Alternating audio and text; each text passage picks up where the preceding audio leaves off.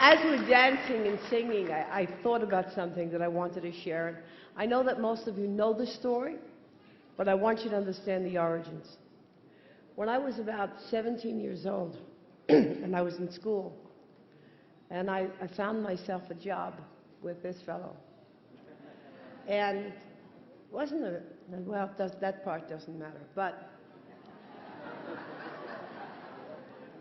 when I left, we were riding in the car together, and he tells me the story about this person who was illiterate and couldn't read, didn't know how to pray.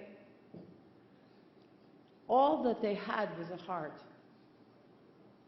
They didn't have the means to reach God in the way that we understand it.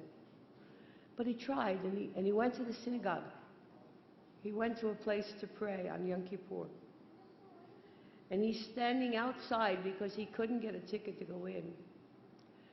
And he didn't know what to do. His heart was wanting to reach the Borei, and he just couldn't reach God. And so he found a whistle in his pocket. And he took out the whistle, and he started to blow as hard as he could, with all his strength, with all his might, with all his soul. And inside praying was the Baal Shem Tov. And everybody, it was the final prayers of Yom Kippur. And everybody were waiting and hoping that the Baal Shem would open the doors to heaven and their prayers would have been accepted, but it didn't happen.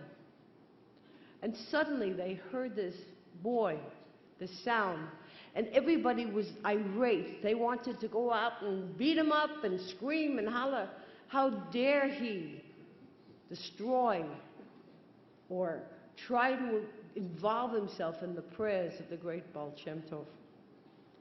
And at which point, hearing the call of the whistle, the Baal Shem Tov said, no, stop.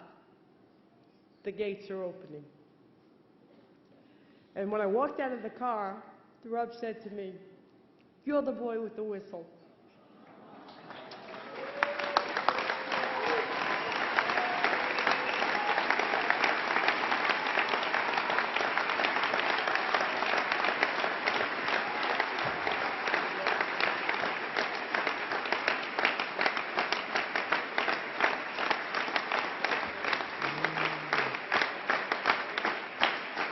Remember?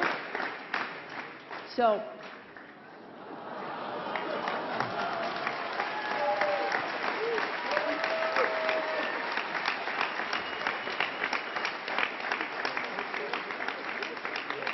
okay. So to end it, boy am I glad we had this great big whistle, right? Okay. At 17, I had no idea what he was talking about, and I never heard the story. Now I'm a few years older. And thank God I found my whistle. And I hope and pray that hundreds of thousands of us will be the boy with the whistle.